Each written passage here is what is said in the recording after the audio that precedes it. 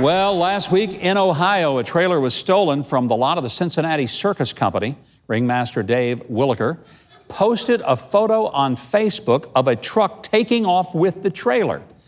Now, the thief may have been expecting to make a big score, but by now he should have discovered a bed of nails, an electric chair, and a coffin. Funny how those things seem to go together in that order. Hey, Keith, do you know why the circus lion ate the tightrope walker? The only answer I could give you is politically incorrect, so I can't say it. But no, go ahead. Because he wanted a well-balanced meal. Whoa, yeah. But it was all right because the tightrope walker's job was always on the line. Governor, don't you think that the thief was probably just living out a boyhood dream to run away with the circus? Or at least part of it, I mean.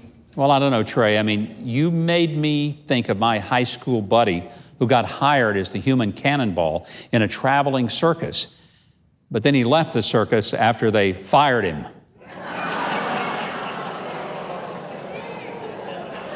All right, let's move along.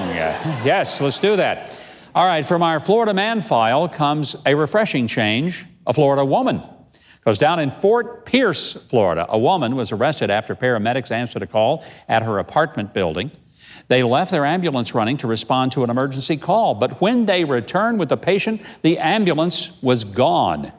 Police say that Florida woman Amber Sills had hopped into the ambulance and stolen it. That's right, because, I mean, if you're going to steal a car, why not an ambulance? She led the cops on a short chase for about 3 minutes until she suddenly stopped the ambulance by crashing it into a police car. I guess you could call that a medical breakthrough. Governor, Yeah. did I ever tell you about the time I was bitten by a snake and the EMT in the ambulance asked me to describe it on the way to the hospital? Keith, I'm happy to say I don't think you've told me that. You know what I told him? No, what'd you tell I said, him? well, it was kind of like an angry rope. Angry? Yeah. Yeah. Angry rope. Oh, yeah. Well, hey, the audience is trying to be polite, Keith. They really are. Well, that's what it looked like. Can't help it. Well, I bet you don't know why an ambulance is so slow, do you? I have no idea. Is because it's a patient transport. That's why. All right, back to our Florida woman, Amber Sills. She is facing a list of serious charges, including grand theft. But on the bright side, they can't bust her for running any red lights because, hey, she was driving an ambulance. There you go. Hey, have you ever had that moment at home where you need to glue something together and make sure that it holds? Maybe like a broken kitchen utensil, a ceramic figurine, or a 38,000-pound truck. Well, Delo, a German adhesive company, set a Guinness record by holding a full-size truck over 3 feet off the ground with their glue for an hour. A Delo spokesperson said the glue was specifically designed for the record attempt.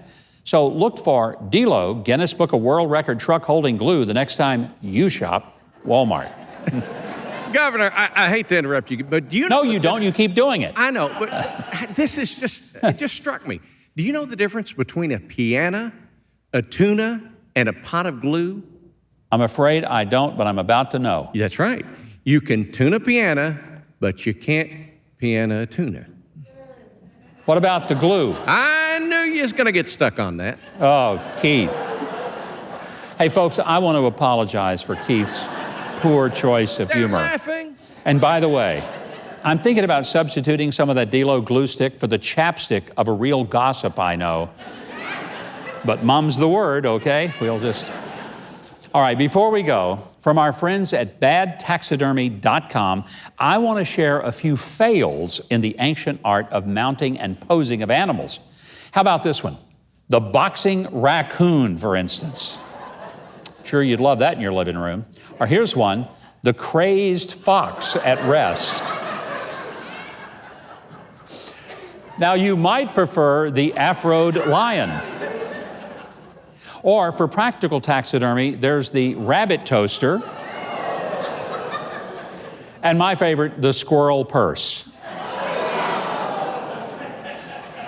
And finally, whatever this is, That's actually an animal that supposedly has been to the taxidermist. By the way, did you hear about the taxidermist who was also a veterinarian? He had a sign out front that says, either way, you get your dog back. Hey, and if you just didn't get enough of these memorable works, you can always pick up a copy of a book, and it's actually called Crap Taxidermy, online or at your local bookstore. I'm not making that up. Whoa, well, just like the candidates in last week's primary debate, we've run out of time. But never forget, we read the news,